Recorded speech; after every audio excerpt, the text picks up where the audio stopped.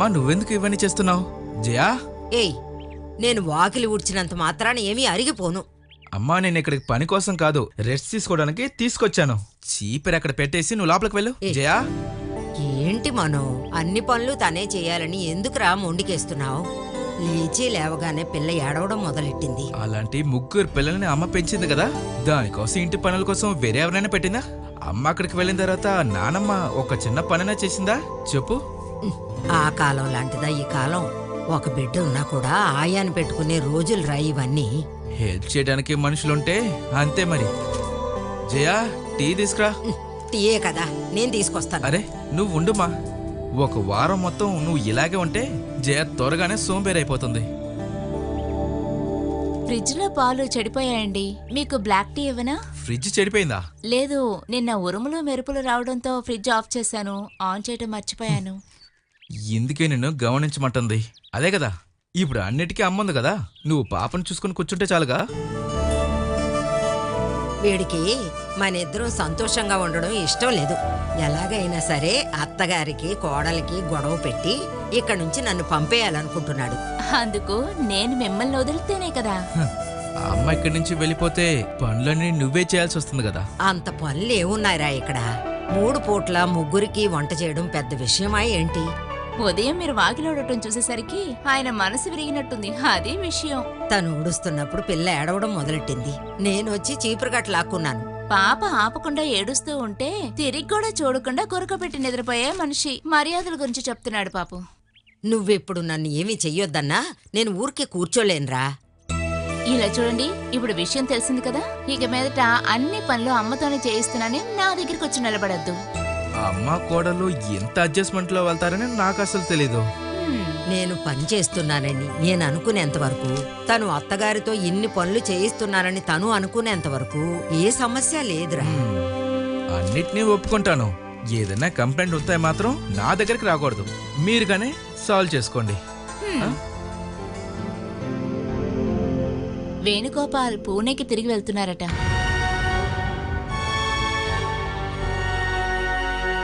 బాలాని ఒక వారం పాటు ఇక్కడికి తీసుకొద్దామా? అదంతా అక్కర్లేదు, తను ఇక్కడికి మళ్ళీ తీసుకొస్తే మళ్ళీ ప్రాబ్లం అవుతుంది. అతని అలవాట్లన్నీ మారిపోయాయని ఫోన్ చేసి చెప్పారు కదా.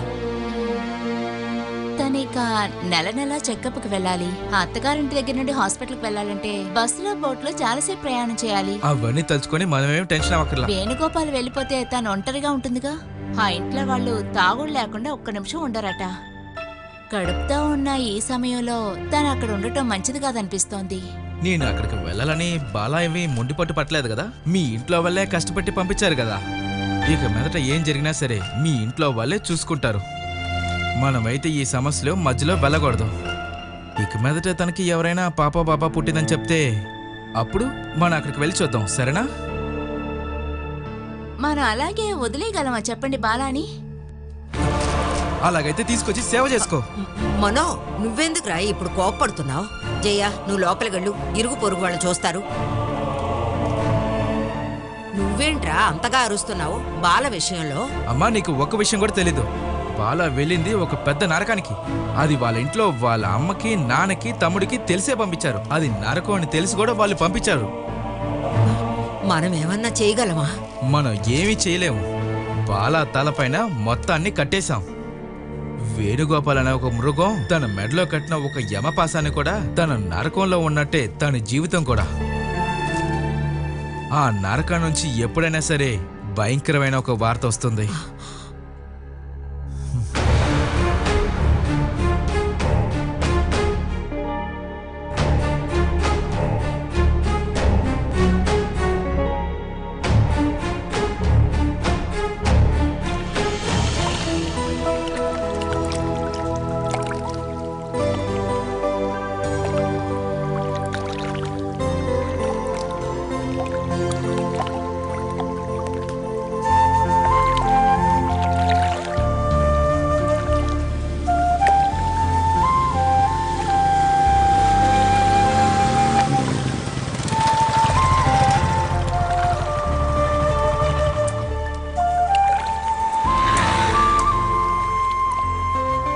రాబాలా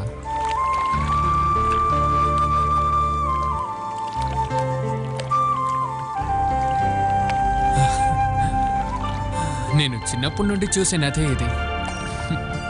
ఇప్పుడు బాలతో వస్తుంటే దీని అందమే ఇంకోలా ఉంది.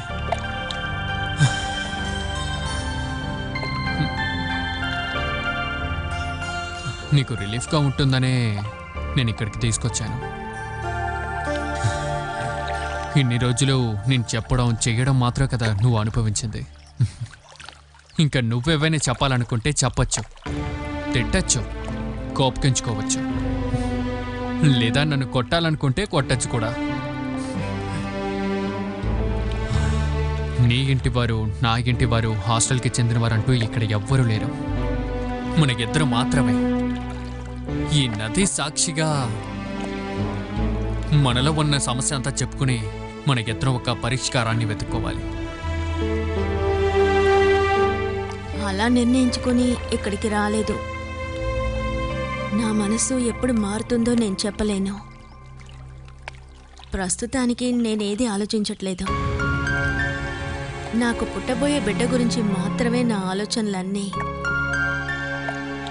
మళ్ళీ నువ్వెందుకు అదే మాట్లాడుతున్నావు బాలా? నీకు పుట్టబోయే బిడ్డ కాదు, మనకి పుట్టబోయే బిడ్డ. అలా ఆలోచించే మనసు మీకుందా అని నాకు అనుమానం. లేదంటే నేనెందుకు నిన్ను ఇక్కడికి తీసుకురావడానికి అంత కష్టపడతానో చెప్పు. ఆ? నా జీవితంలో నేను ఎక్కువ ఇష్టపడిన మనిషి నువ్వేనే. నువ్వు నా బిడ్డకి అమ్మ కాబోతున్నావు అన్నప్పుడు ఆ ప్రేమ పెరిగింది. ఎక్కువ ఆలోచించాక నాకు నా మనసులో వచ్చిన నిర్ణయమే ఇది. నీతో కలిసి ఒక కుటుంబ జీవితాన్ని నేను ఆశపడుతున్నాను. అంతేకాకుండా ఒక మంచోడ్లా యాక్ట్ చేసి నీ ముందు నుంచోవాల్సిన అవసరం అయితే నాకు లేదు. నీకదే బాగా తెలుసు అనుకుంటాను. ఎంతో శక్తి ఉన్న దేవుడి వల్ల కూడా ఎంత త్వరగా మారడం అనేది సాధ్యం కాదు. నా మార్పు నీకు అర్థమైన తర్వాత నువ్వు నన్ను ఒప్పుకుంటే చాలు. కానీ అంతవరకు నువ్వు నన్ను ఒక శత్రువులా చూడకూడదు. అది మనకు ఉన్న భవిష్యత్తుకి మాత్రం కాదు బాలా, మన బిడ్డకు కూడా కష్టంగా ఉంటుంది. నేనిప్పుడు ఒక ప్రశ్న అడుగుతాను, నిజం మాత్రమే చెప్పాలి. హ్మ్. ఈ బిడ్డ మీదేనని మీరు ఖచ్చితంగా నమ్ముతున్నారా? ప్రతిరోజు నన్ను ఒక్కొక్క మగాడితో కలిపి మాట్లాడే మనిషే కదా మీరు. సడన్గా ఇప్పుడేమో మారిపోయాను, ఇది నా బిడ్డ అంటున్నారు. ఏంటి బాలా నువ్వు ఇలా మాట్లాడుతున్నావు? నాకు ఈ ప్రశ్నకి సమాధానం కావాలి, లేకపోతే ఈ ప్రశ్న నన్ను తొలిచేస్తోంది. నీ ఈ ప్రశ్నకి మాత్రం కాదు, నీ ప్రతి ప్రశ్నకి నాకు ఒకే ఒక సమాధానమే. ఇప్పుడు నీ కళ్ళ ముందు నుంచుంది ఆ పాత వేణుగోపాల్ కాదు. ఆ మనిషి మన జీవితంలో మళ్ళీ తిరిగి రాడు. ఏంటి నీకు ఆ నమ్మకం చాలు కదా నాతో మళ్ళీ జీవించడానికి?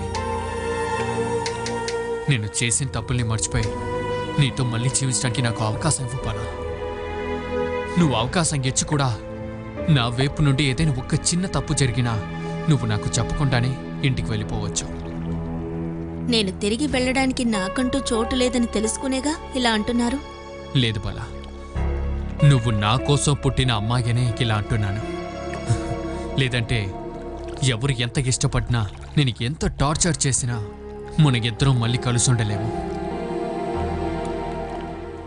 మన ఇంకపై ఎప్పుడు కలిసే ఉందాం. నిన్ను మళ్ళీ కోల్పోవడానికి కాదు బాలా నిన్ను తిరిగి తీసుకొచ్చింది. బాలాకి తెలుసా, నేను, నువ్వు, మన బిడ్డ, నా ఆలోచనలో మన కాకుండా ఇంకెవరూ లేదు బాలా. మన ఆడుకుంటూ పాడుకుంటూ మనమందరం ఈ చోట్లో నడవడం ఖచ్చితంగా జరగాలి బాలా, ఖచ్చితంగా జరగాలి.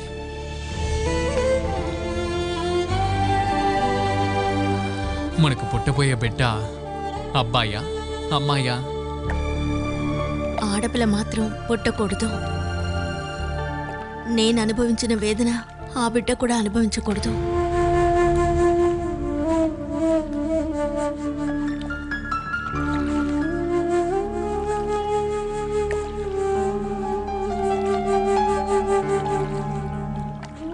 నువ్వు సంతోషంగా ఉండాలని నేను ఇక్కడికి తీసుకొచ్చాను.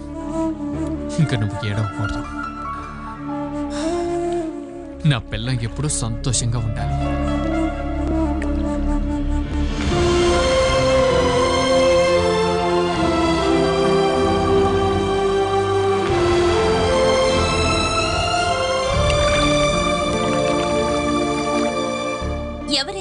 పర్వాలేదు, నేను వాణ్ణి చూడాలి. నన్ను అడ్డుకోవడానికి మీరెవరు?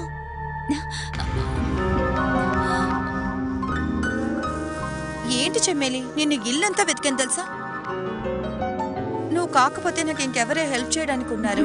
అలాగైతే నా హెల్ప్ ఇవాళ మాత్రం చాలు, అంతే కదా? ఇది నువ్వు ఎలా కావాలంటే అలా అర్థం చేసుకో. కానీ నీడలాగే నాతోనే నువ్వు ఈ రోజు ఉండాలి. ఆ? ఇలా చూడు, నా ఒళ్ళంతా వణికిపోతుంది. కాలేజ్లో సందీప్ రమేష్ ని పరిగెత్తించిన ప్రీతి రమేషే కదా ఇది? ఏమైపోయింది నీ ధైర్యం అంతా? నాతో వాడు గొడవ పడ్డాడు, అందుకే. ఇవాళ వచ్చే అతను ఆ విధంగా ఏదైనా గొడవ చేస్తే? ముందు వాడు రాని. ఇవాళ ఆయన అడిగే ప్రశ్నలన్నిటికీ నువ్వు తలూపేవంటే భవిష్యత్తులో ఆయన నీతో గొడవ పడాల్సి రావచ్చు, గొడవకి లాగచ్చు. బాబోయ్, పెళ్లి చూపులంటేనే ఇంత టెన్షన్ ఉంటుందని నాకు ముందే తెలియలేదు. ఎందుకంత టెన్షన్ పడతావు? నువ్వు సినిమాల్లో చూసావు కదా, ఒక ట్రేలో టీలన్నీ తీసుకొని ఆడపిల్ల మెల్లగా నడుచుకుంటూ వస్తుంది. చూడ్డానికి వచ్చిన వాళ్ళ ముందు టీ ట్రే మెల్లగా పెడుతుంది. తర్వాత పెళ్లి కొడుకుని ఓరకంటితో చూస్తుంది. తర్వాత వణుకుతున్న చేతులతో టీ తీసి అతనికి ఇస్తుంది. నువ్విప్పుడు ఎన్నైనా చెప్పచ్చు, నువ్వు ఈ టెన్షన్ అంతా అనుభవించలేదు కదా.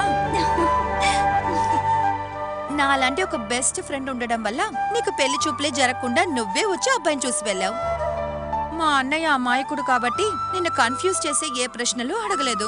ఆ, పెళ్లి చూపుల్లో అమ్మాయిల్ని పెద్ద ప్రశ్నలేం అడుగుతారు? పేరు, చదువు అడుగుతారు. ఇంకేం అడుగుతారు? చదువుకునే టైంలో ఎవరితోనైనా మీరు ప్రేమలో ఉన్నారని అడిగితే సూరజ్ అన్నయ్య నీతో ఇలాంటి ప్రశ్నలన్నీ అస్సలు అడిగుండడు.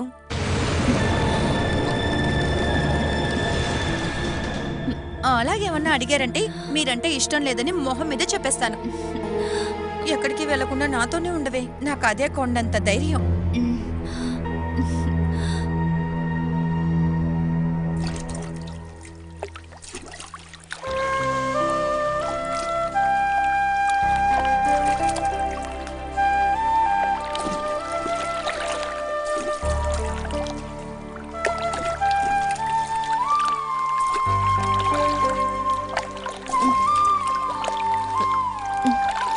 నాకు వాంతి వస్తున్నట్టుగా ఉంది.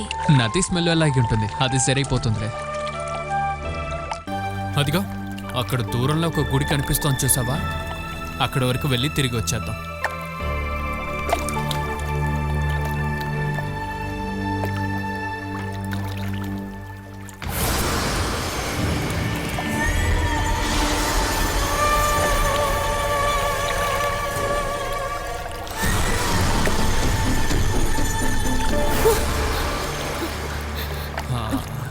బాలాకి ఈత కొట్టడం వచ్చా? కూర్చుంటే ఎలా బాలా? నుంచుని చుట్టుముట్టు ఎలా ఉందో చూడు. వద్దు, నుంచునేటప్పుడు కాళ్ళు వణుకుతున్నాయి. హే, నేను పట్టుకుంటాను.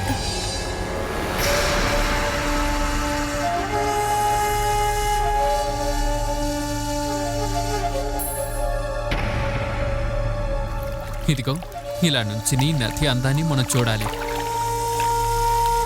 ఇంకా కళ్ళు మూసుకుని నది కాలిని మనం పీల్చాలి. ఓసారి కళ్ళు మూసుకో. నాకు భయంగా ఉంది. ఒక్క నిమిషానికి కళ్ళు మూసుకుని నుంచుంటే ఏమైపోతుంది? ఇంకా ఈ నది మధ్యలో నువ్వు మాత్రమే ఉన్నట్టు అనుకుని చూడు బాలా, చాలా బాగుంటుంది. కళ్ళు మూసుకో బాలా, అది ఒక విచిత్రమైన ఎక్స్పీరియన్స్.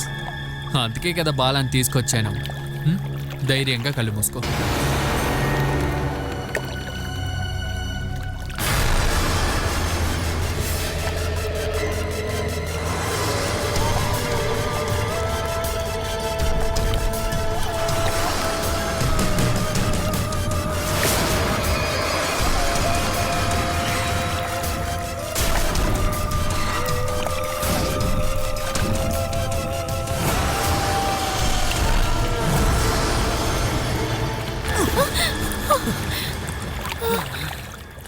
నువ్వు భయపడిపోయావా?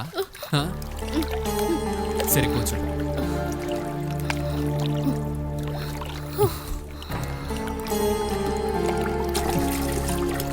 నువ్వు కళ్ళు మూసుకొని వచ్చినప్పుడు ఏం ఆలోచించావు? నేనేం ఆలోచించలేదు. ఖచ్చితంగా అబద్ధం. నేను ఈ నదిలో తోసి నేను చంపేస్తానని నువ్వు అనుకోలేదా? నువ్వు ప్రతి క్షణం నన్ను చూసి భయపడుతున్నావని నీ మొహంలో తెలుస్తోంది బాలా. నువ్వు ముందు ఆ భయాన్ని తొలగించాలి. జీవితంలో చావైనా సరే ఏవైనా సరే నీతో పాటు ఉంటా. సతీష్, వీడేంటి పిచ్చి పని చేస్తున్నాడు? అమ్మ జాగ్రత్తగా చూడు. నీ కళ్ళు కనబడవు కదూ. ఇవన్నీ చూడ్డానికి కళ్ళు లేకపోవడమే మంచిది. నాకు పెళ్ళైన తర్వాత నేను కూడా అనిలాన్ని తీసుకుని ఇలా బోట్లో వెళ్ళాలని ఆశ ఉన్నది. ఆ రోజు పెళ్లి మండపంలోకి వెళ్లే ముందు నువ్వు మత్తులోనే కదా ఉన్నావు. అప్పటి నుంచి ఇప్పటిదాకా మత్తులో కాకుండా స్థిరంగా ఒక్కరోజు నడవగలుగుతున్నావా? ఇదంతా చూస్తున్నప్పుడు నేను ముందు తాకుండా ఉండటమే బాగుండనిపిస్తుంది. నీకెందుకు ఇప్పుడు అలా అనిపిస్తోంది? నేను ముందులో లేకపోతే అనిలాన్ని తీసుకుని బోట్లో వెళ్ళేవాడిని. నువ్వు ఎక్కడే నుంచుని నా గురించి కూడా ఎలా అని చెప్తూ ఉండేదానివి. వాడు తను కలిసి బోట్లో లవ్ సీన్ చేస్తున్నారా? అరే అరే, బోటు పడిపోతుంది. వేణు జాగ్రత్త. అరే, బోటు బోల్తా పడుతుంది. ఇప్పుడు నువ్వు ఎంత గట్టిగా అరిచినా లాభం లేదు. ఇప్పుడు వాడికి అస్సలు వినిపించదు. ఊళ్ళో వాళ్ళు చెప్పడం వలన పిచ్చి పిచ్చిగా ఏదో ప్రవర్తిస్తున్నాడు. రే, తనకి ఈత వచ్చా? నాకు తెలిసి తనకి ఈత రాదనుకుంటాను. ఎలాగైనా నీళ్ళల్లో మునిగి తను చస్తే బాగుంటుంది. అరే ఏంటమ్మా, నాలుక మీద మచ్చతో అలా మాట్లాడుకో. వాళ్ళిద్దరూ బోట్లో వెళ్ళటం ఊళ్ళో వాళ్ళందరూ చూశారు. ఇప్పుడు అక్కడ అలా జరిగినా కూడా ఊళ్ళో వాళ్ళందరూ చూస్తారు. ఒకవేళ ఇప్పుడు తను స్లిప్ అయి పడిపోయినా కూడా ఊళ్ళో వాళ్ళందరూ వేణువే కావాలని చేశారని అంటారమ్మా. తప్పు చేసిన ఖైదీగా వేణు జైలుకి వెళ్తాడు. పడవ అద్దెకి తీసుకున్న నేను కూడా జైలుకి వెళ్తాను. హత్య చేయటానికి ప్లాన్ వేశామని నిన్ను కూడా జైల్లో పెడతారు. అందుకని అనవసరమైన ఆలోచనలు ఆలోచించుకో. మనం ఎంత సేఫ్గా ఉంటామో ఆ ఆలోచనలు మాత్రమే నువ్వు ఆలోచిస్తూ ఉండు.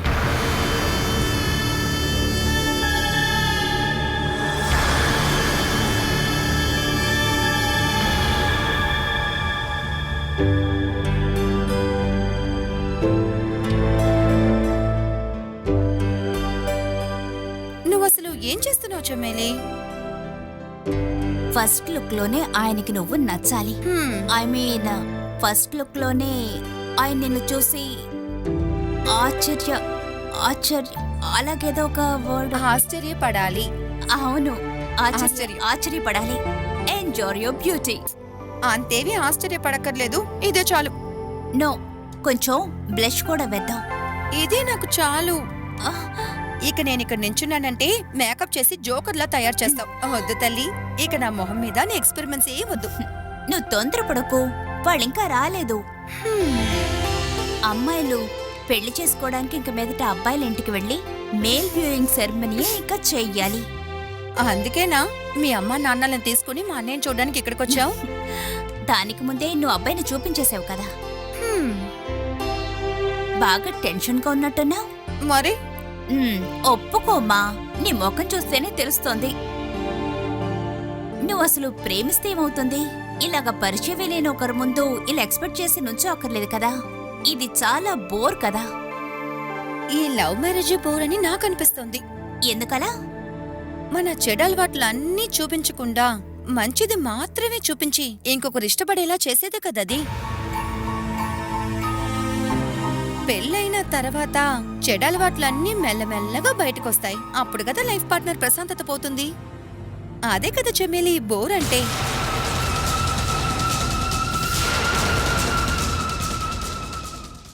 ఇంటికి ఇప్పుడు వెళ్ళడం నాకిష్టం లేదు. వెళ్ళాలి. పోయినసారి నేను అక్కడికి వచ్చినప్పుడు నేను చేసిన సమస్యలన్నిటికీ నేను క్షమాపణ అడగాలి. అలా చేస్తే వాళ్ళకి మీ మీద ఉన్న కోపం అంతా తగ్గిపోతుందా చెప్పండి? వాళ్ళ కోపం తగ్గుతుందా లేదా నాకు తెలీదు. నా వల్ల వాళ్ళకి ఏర్పడిన కష్టాలకి నేను అడిగే క్షమాపణకి నాకు కాస్త సంతోషంగా ఉంటుంది. అందుకే నేను వెళ్ళాలని చెప్తున్నా.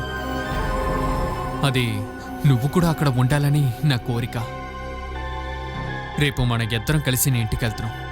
అక్కడికి మాత్రం కాదు, నా వల్ల నీకు ఎక్కడెక్కడంతా కష్టం కలిగిందో, ఎక్కడెక్కడంతా నీ మనశ్శాంతి పోయిందో అక్కడికంతా వెళ్దాం. నా మనసులో నుండి చేసిన తప్పులన్నిటికీ నా మనసుతోనే క్షమాపణ అడుగుతాను బాబా.